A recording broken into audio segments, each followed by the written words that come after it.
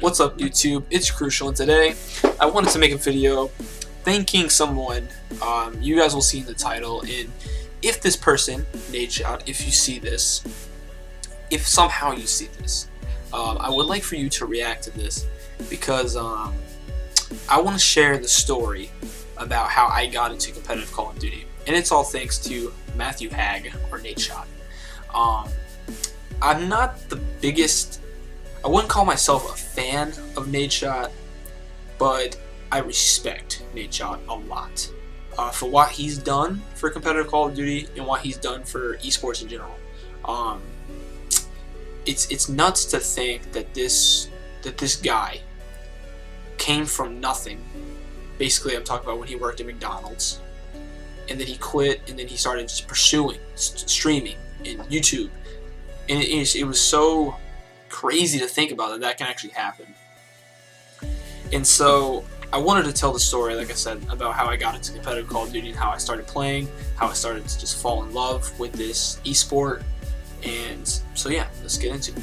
So it all began in 2012. It was like it was like the second week after Black Ops 2 came out. It was like November, I don't remember the exact date, but it was like the second week in November. And UMG was hosting a event called UMG Chicago, and Nadeshot was streaming it. And I think the tournament was ran by his girlfriend at the time, or his ex-girlfriend, yeah. And I remember going on Twitter, and I was actually playing with a couple of my friends. I think we were just playing Black Ops 2 just for fun, you know, like we usually did. I played Call of Duty like we usually did. And I went on Twitter, ended up seeing a tweet that was retweeted by, I don't remember who, but it was Nadeshot's tweet. It was to his live stream, and he said, you know, that it was the finals of UMG Chicago. Come check it out. I think it was a 10K, if I remember, which Call of Duty payouts are way bigger than 10K nowadays. And I went and watched it. And I remember just sitting in a party chat with my friends, and I'm just amazed at the plays that these guys are making. And I'm just amazed that Call of Duty could be competitive, because I had never heard of esports before. The only sort of competitive Call of Duty I'd ever heard of before, like event or whatever, was COD XP. But I always thought that was like a public setting, like, you know, they were just playing, like it was just 4 random people just playing.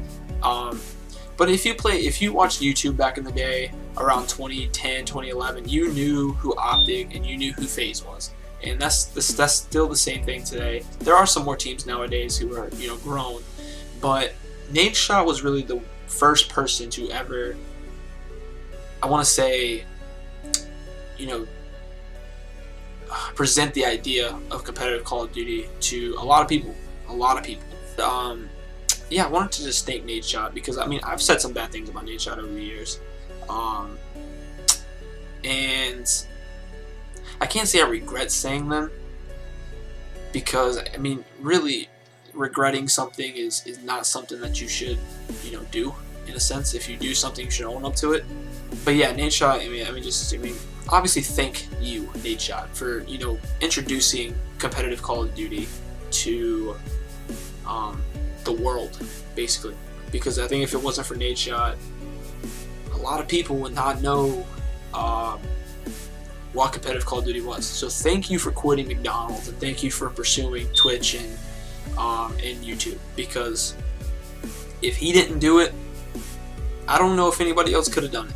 Because Nadeshot, you know, he took a lot of hate. I remember when they used to lose events in Black Ops 2, sorry. He used to take a lot of heat, even in Advanced Warfare, even in Ghosts. I mean, he would take all the heat, basically. And you gotta respect him for that, because he never lashed out at the fans, never did that, never lashed out at anybody. He just took it, kept working, and improved. And that's kind of the whole, I guess that's just how you get better. And Nadeshot, thank you for introducing me and many others to the world of competitive Call of Duty. Hey!